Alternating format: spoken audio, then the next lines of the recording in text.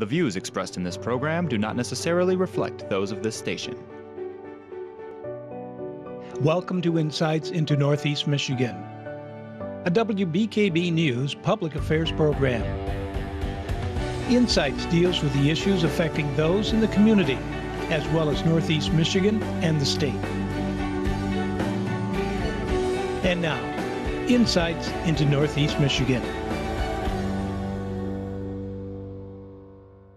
Welcome to Insights. This month is LGBTQ Pride Month, meaning we're celebrating the lives of those who have come before us from that community and contributed to local, national, and international history. We're also celebrating those whose lives have been lost in the struggle. We talked with one local man who spoke openly about his experience being gay in a small town community like Northeast Michigan. Take a look. So let's start with your youth. Where did you grow up? I grew up originally in Lincoln, Michigan, and then later on, when I was about 13, my parents moved to Spruce, right on the Elkona-Alpena border. Okay, so you were kind of all over Northeast Michigan. Mm-hmm. When did you first know that you were gay? I always knew that I was different. I didn't know, though, until probably 9th or 10th grade. I didn't even know what gay was. Okay. I just knew that I didn't look at people like other people did. I didn't fit in exactly like everyone else did.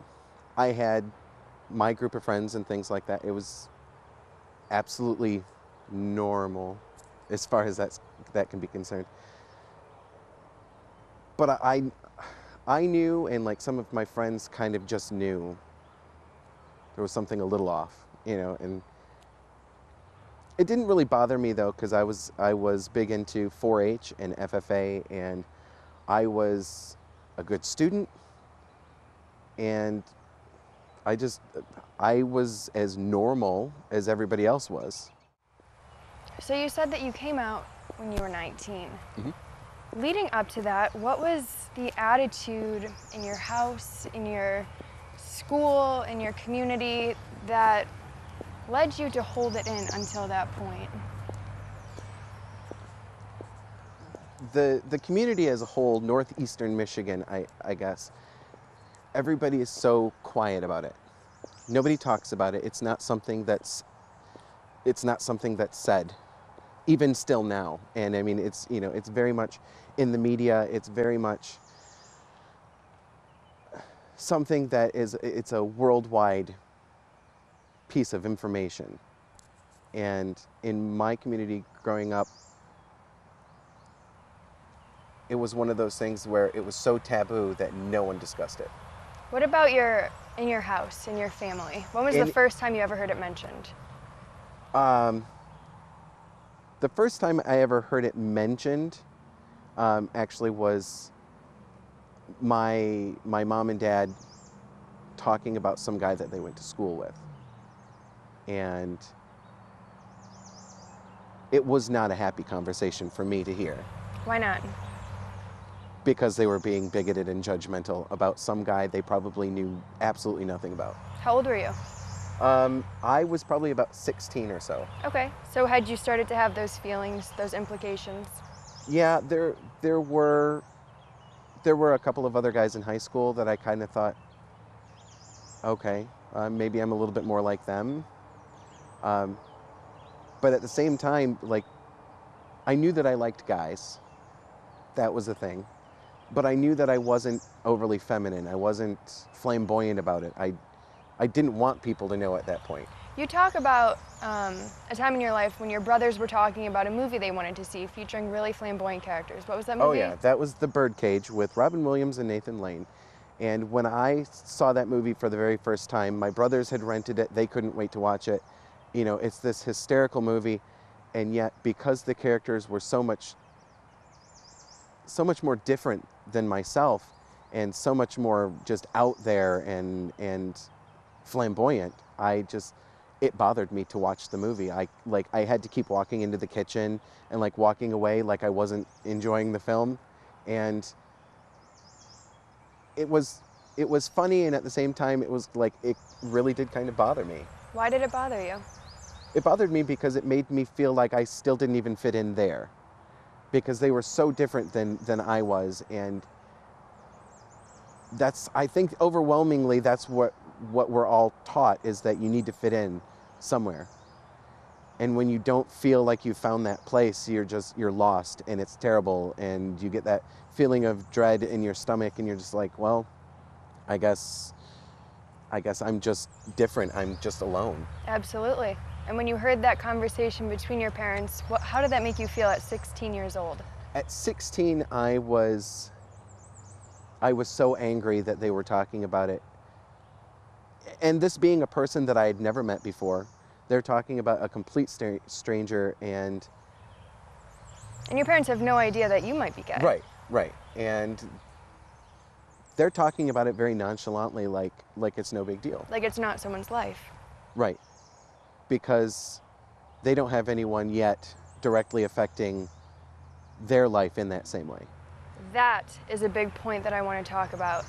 I was talking with my mom about this earlier today, and she said times are slowly changing from her perspective, because more and more people are realizing, oh, I have a friend that's gay, I have a friend that's lesbian. So what do you think about that? I think for a lot of people, it takes a close friend or a family member to come out, or for them to realize, oh yeah, this does affect me. Because, you know, when you are voting for something like gay marriage, or, you know, just rights in general, you don't think that it affects you until you realize how close to home that stuff really is. I mean, I have a cousin that is gay, and he and his partner have been together for 12 years. And none of us knew. None of you knew. No, but then I think that was kind of what made my parents come to terms with me being gay, is I had already come out, and they treated it like it was just going to be a phase. Like it was just something I was going through. And then they spent a lot more time with other family and realized, no, this is just the way it is. And they kind of came to acceptance that way. So sometimes people just need time, or they just need to open their eyes and look around and see that you probably work with someone, you probably are related to someone. Maybe it's an aunt or an uncle or a cousin, a nephew, a niece, one of your grandkids. You never know. Wow. I mean, wow. And especially in a community like this that is so overly closeted, you never know who You you're don't have the talking to. opportunity to sometimes. Right.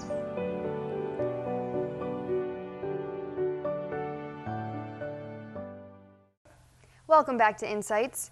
We continue talking with Chris, our subject from Northeast Michigan, who knows the struggle all too well of coming out as a gay man in the area. Today we talked with him a little bit about what it's been like since that time. Take a look. So, coming out is a significant moment in any LGBT person's life. Was there a significant moment that you can point to, or a time in your life when you just kind of threw your hands up in the air and you said, screw it? Oh, absolutely. I wasn't out until college. Okay. And I had one friend that was kind of hounding me about coming out, even though she didn't know because I hadn't admitted it to myself. But every day she would say things like, oh, come on, you're gay, just admit it, you know, come out, you know, you'll feel better, you'll be better for it. And she'd say things like that to me all the time, and it bugged me because I wasn't ready, and I hadn't even accepted it, even though I knew, like, deep down I was. But I wasn't ready for anybody else to know that. And it just kind of, you know, it builds up inside, and it finally, the moment where I finally just kind of blew up was I was in the library at ACC, and I had just finished reading the article about Matthew Shepard, the gay man that was my age at the time, who was brutally murdered by a couple of guys that had invited him over to a table. They had some drinks, and then he thought, oh, hey, maybe I found some happiness here, you know, and then they were going to take him home, but instead they beat the life out of him, drug him still alive behind their truck, and then tied him and left him to die on a barbed wire fence. And the fact that such a tragedy could exist between human beings, regardless of your differences, it just made me so angry. And the fact that he was my age and all he wanted was a little bit of happiness. So, you know, which is what everybody's looking for. It really hit home. Oh yeah, yeah. It dug a dagger like right through my heart. And she came in and she said, hey, because she saw the article I was reading, she's like, so just admit that you're gay. At least admit it to yourself. You'll feel better. And I just stood up and I said, you know what? You're right. I am gay. And what makes me madder than anything right now is that something this atrocious, something this ignorant could happen to somebody our age, could happen anywhere in the world, because you never know. You never know who's going to And you just decide. Yeah, who's just going to decide that today's the day. The fact that human beings could be this cruel, this horrible to one another, just for a slight difference, that somebody could bait someone into killing them. You know, it's unacceptable. And the argument, well, it wasn't really an argument, it was a one-sided me speech. And it just kind of, it kept elevating and I kept getting louder and louder. And at the time, I didn't care. I didn't care who heard me. I didn't care how loud I was getting.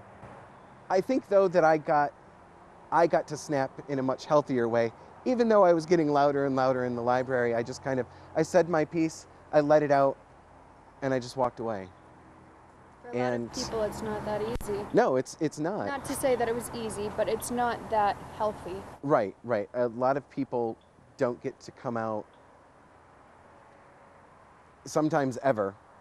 And when you hold it all inside, especially like a community like this, where no one says anything, no one talks about it unless it's behind closed doors, you're just adding fuel to that fire. And then when the door opens, you get a large explosion and it's not what you want. What do you expect though, you know? Right, right. When you're not teaching tolerance, when you're not teaching acceptance, just letting people be who they are, you force people to become what they don't want to be, and that creates a lot of agitation.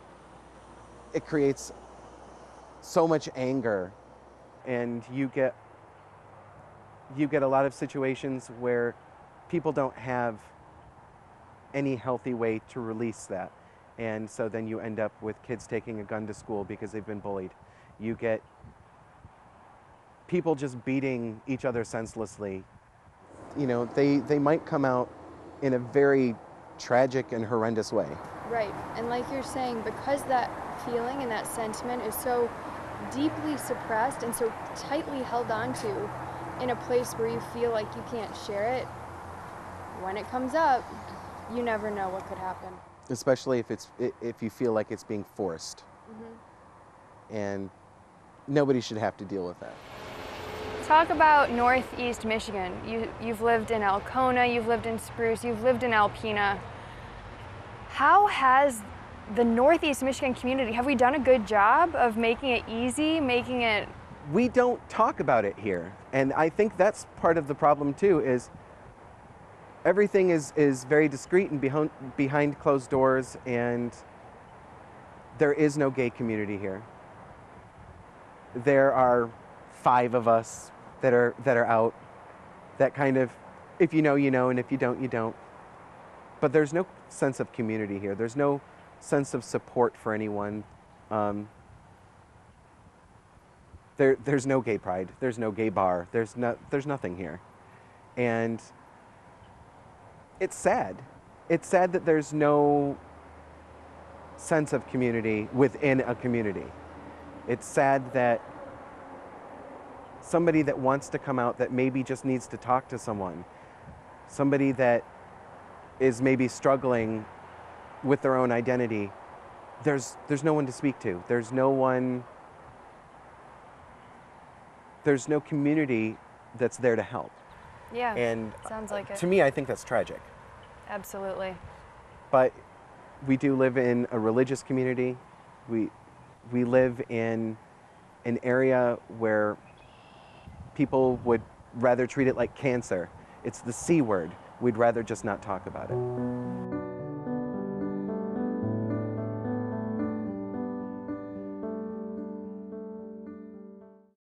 The month of June is LGBT Pride Month.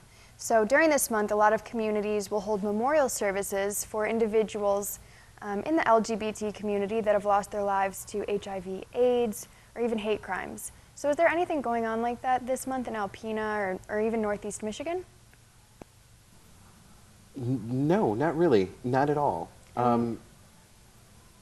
I think because we live in such a closeted community, we live in such an area that doesn't talk about it, that you don't get anything happening either. You don't have any services for anyone that has died, and especially if their family didn't agree with their lifestyle. And that all kind of gets swept under the rug, and I mean, Say it's sad.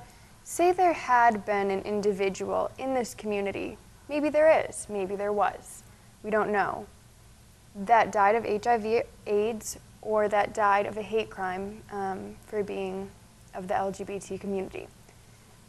Would that family, would that person's group of friends, would they feel comfortable expressing their grief in a memorial service for this person, even allowing the community to know that it was an LGBT person? I think it primarily depends on the family.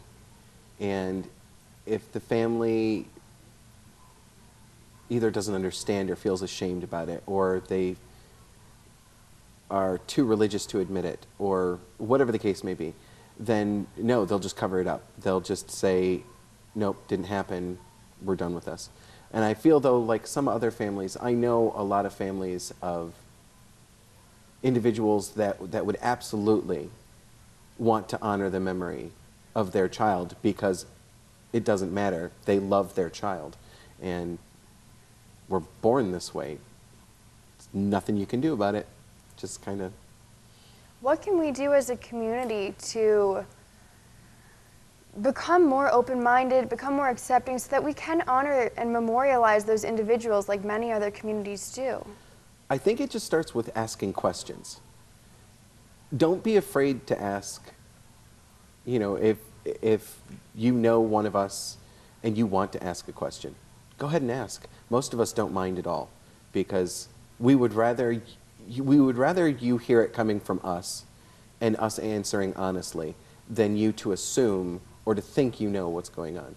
And understanding and information negates ignorance. Right. You've talked a little bit about in social settings, sometimes it seems like someone wants to ask, are you gay? Someone has an inclination that you are, and it's not to say that they agree or disagree with it. It's just you can tell that it's on their mind. So what do you recommend in those situations? Everybody's a little bit different. It's kind of half and half, though. There are some people that would rather you figure it out on your own because they just don't feel comfortable enough saying it. And then there are some people like me where if you want to ask, ask.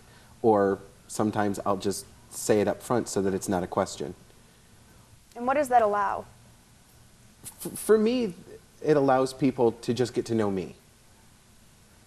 Yes, that is a part of me, but that's not who I am.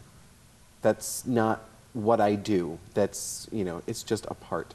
And so when you get clarification at the very beginning, I feel like sometimes that allows people to process, accept, and move on. Take their mind off yeah, it. and then they go, okay, I'm good. And then you continue with the rest of your night or whatever, so.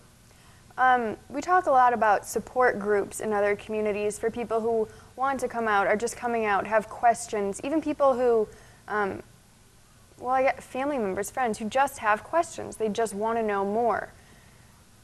Where do you see Alpena a few years from now, in your ideal mind? In my ideal mind, I would love to see both a flourishing GSA for the high schools, and I would love for there to be some sort of support contact or support group where people can ask questions. People can come in feeling a little uneasy and get a little bit more clarity, maybe for their own lives or for the lives of someone that they love or care about. You know, I would love to see some form of support. But I guess it can't be just for the LGBTQ community. We need more support as a whole for everyone.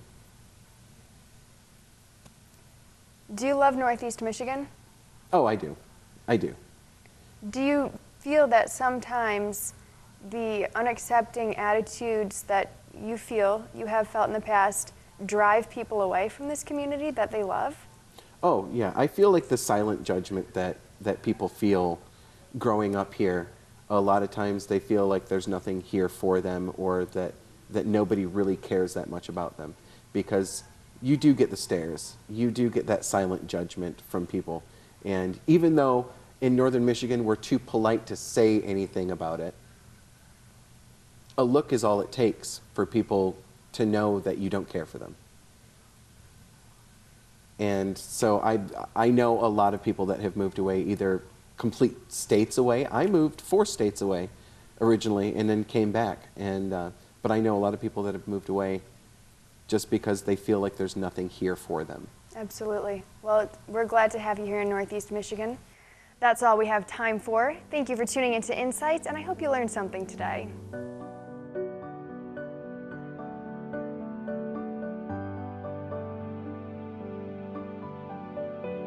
Insights into Northeast Michigan is produced by WBKB News. If you have any comments, suggestions, or topics you would like to see on a future show, please email WBKB News. This has been a production of Thunder Bay Broadcasting Corporation. All rights reserved. The furniture and set design for this episode of Insights is provided by Young Appliance Art Van Furniture on US 23 South, Alpena.